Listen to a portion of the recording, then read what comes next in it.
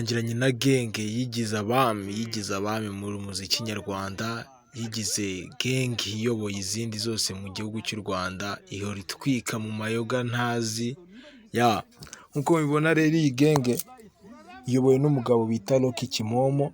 Rocky Kimomo muzi ko asobanura amafilime yamamaza, yamenyekanye ku bijyanye no gusobanura amafilime, azamuwe n'ubita Yanga ba Junior, nawe murabizi.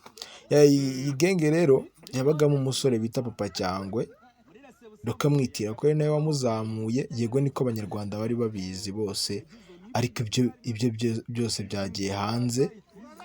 Rocky ni wa muntu wafashije umwana, yego yamuhuje n'abantu, ariko ubwo Papa Cyangwe ashabutse n'iki akajya yishakira connection, Rocky nta kintu amufashije. Papa Cyangwe yabona abantu bakorana n'ibiki byo n'amakorabo, kenshi Rocky akabyitira ngo niwe wamuhuje n'abo bantu, kandi ibye byari gusigaminga abanyarwanda aho bari hose ku isi no mu Rwanda. Rocky ariko ibyo byagiye hanze. Papa Cyangwe avugisha ukuri, mwabibonye kuri Yago TV show. Nanjye niyo mpamvu naje gusesengura nsanga koko ibyo yavuze nibyo. Rocky Kimomo yaryaga umwana. Ejo bundi Papa Cyangwe bamwibye cano, murabizi. Bamaze kumwiba cano, Rocky aramushinyagurira n'ibiki, aramutuka ngo agiye kuza kumuzimya, aho kugira ngo nubwo yatandukanye n'umwana wo kugira ngo amubwire, amwihanganishe, amube hafi, ahubwo aramusebya.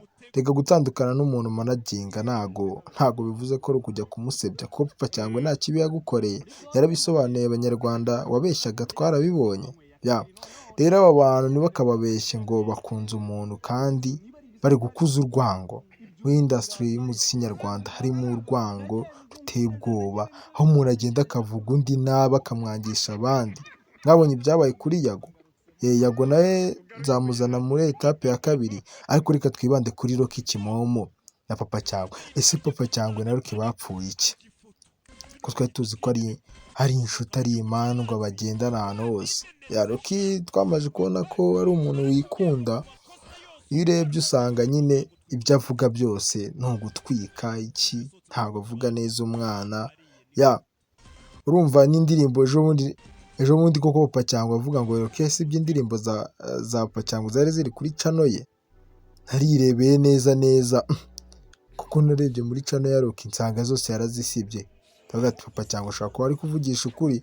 Ndakomeza ndacukumbura kuko nsanga nibyo, ariko Papa Cyangwe yabankosoreye. Umwana ari gukora amabara, umwana ni ukuri kw'Imana. Uyu mwana mumwitega wa mungane wa Dekati. Papa Cyangwe afite swaga, yahuje Tuff Gang yose.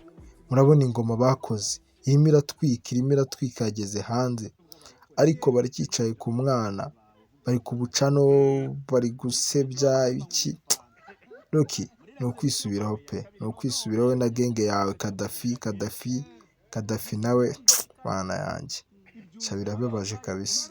Ariko Papa Cyangwe, shout kuri Papa Cyangwe, yagarutse neza, kandi Imana kimwe kuca nayo yagarutse. Bagerageje kuzimya, ariko Imana yakwiyeretse. Papa Cyangwe afite genge agendamo, yaba Arufendeke bande bose, ariko Rocky ntabwo abyishimira kuba nyine akibarimo nyine, kandi we batavugana. Ariko urebye Papa Cyangwe na Arufendeke ubona nta kibazo bafitanye, Bandahiro Valence Papi, ariko nyine Rocky ntabwo abyishimiye. Papa Cyangwe byinshi yarabisobanuye.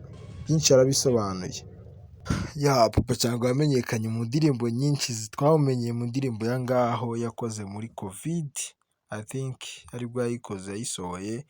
Indirimbo barayikunze ari benshi, twari tuzi ko ari Rocky wamuzanye, ariko cyari ikinyoma, cyari kumwitira akamurya ibiceri. Indirimbo ze zose zisohoka kuri cano ye. Papa Cyangwe ahubwo yagize Imana atandukana n'aba bantu. Nta n'ahantu yari kuzagera. Papa Cyangwe yari wa muntu uguma ahantu hamwe, ariko Papa Cyangwe yabaze pe. Tuff Gang ari kuyizagara yose, umwana iramwemera. Rocky uravuga iki noneho? Uravuga iki ko umwana yakuziye? Kandi byadushimishe ko Papa Cyangwe yavugishije ukuri. Umva Papa Cyangwe urarenze, turakwemera kabisa.